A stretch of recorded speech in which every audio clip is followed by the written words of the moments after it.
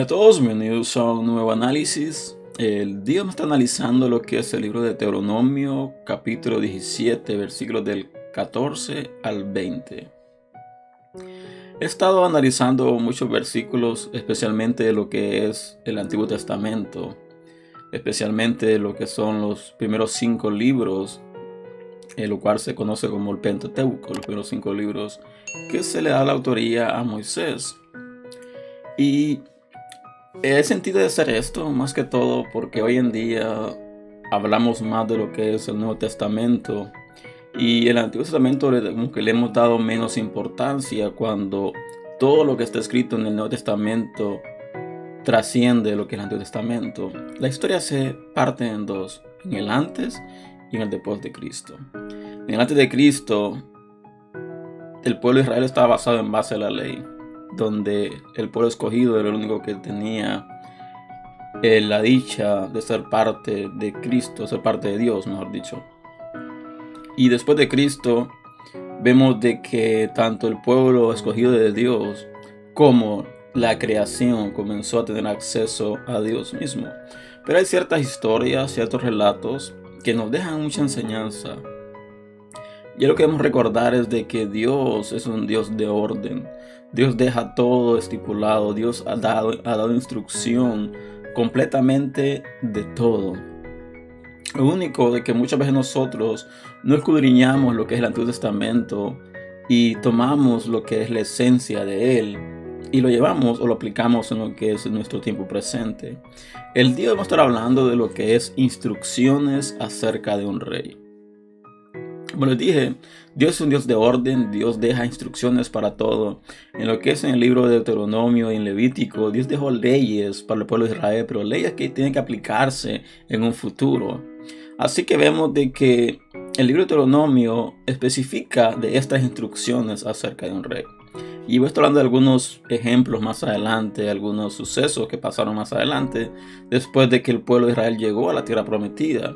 Así que dice la palabra que cuando hayas entrado a la tierra prometida que Jehová tu Dios te da, y que tomes posesión de ella y habites y digas, pondré un rey sobre mí como todas las naciones que están en mis alrededores.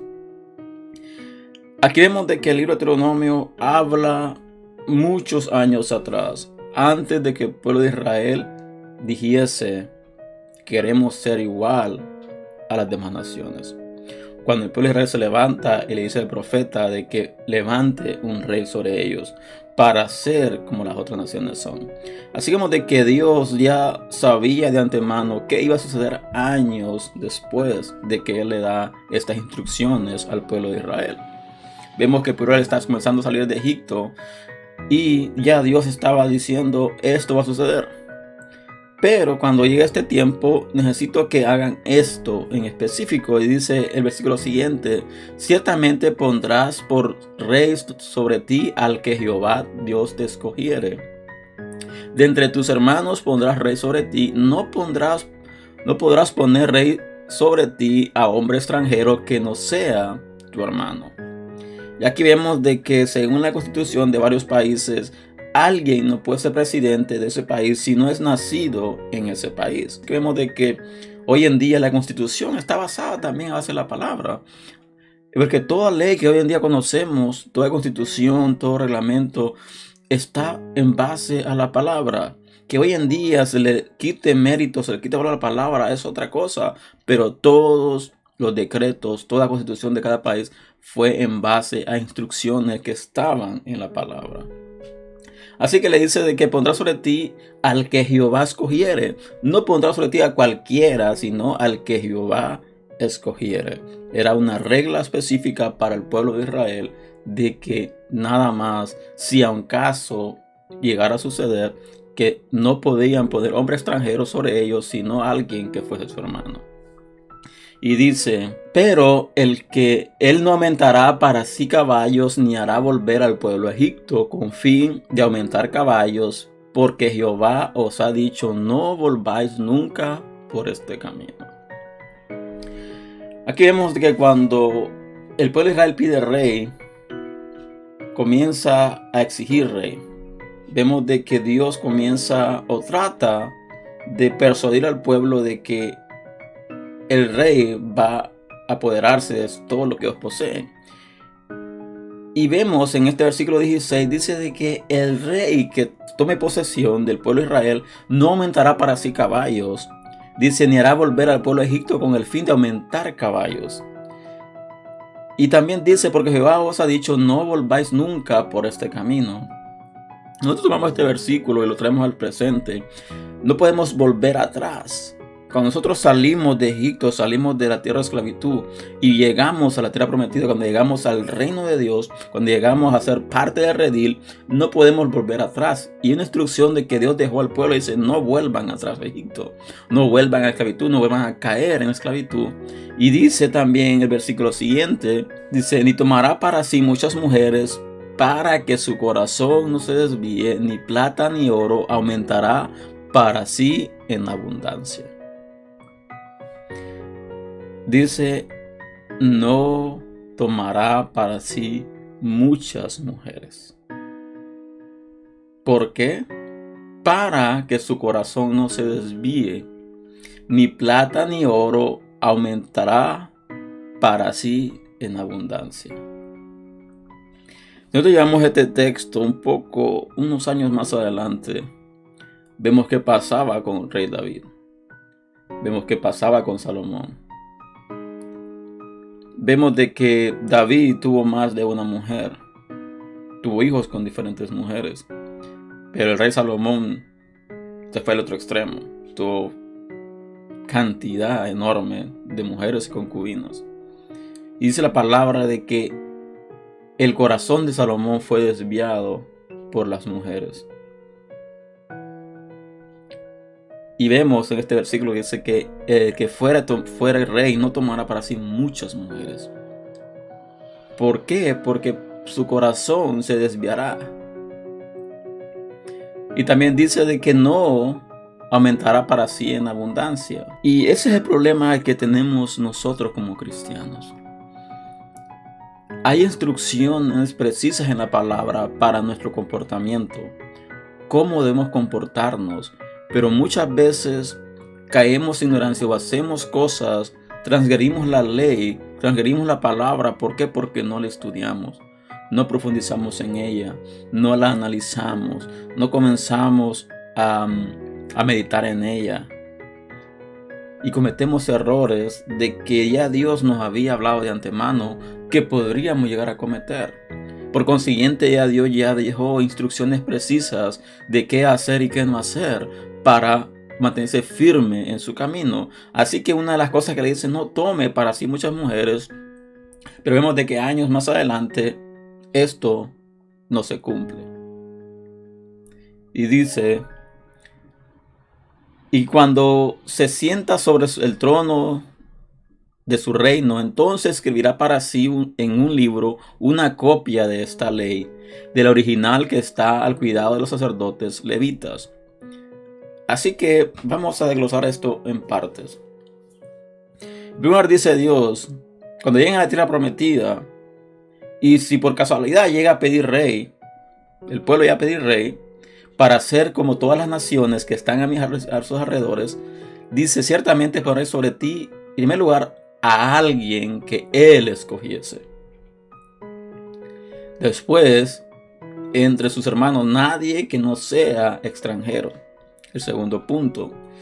Tercer punto dice, no aumentará para sí caballos, ni hará regresar al pueblo a Egipto o a la esclavitud, como queramos decirle.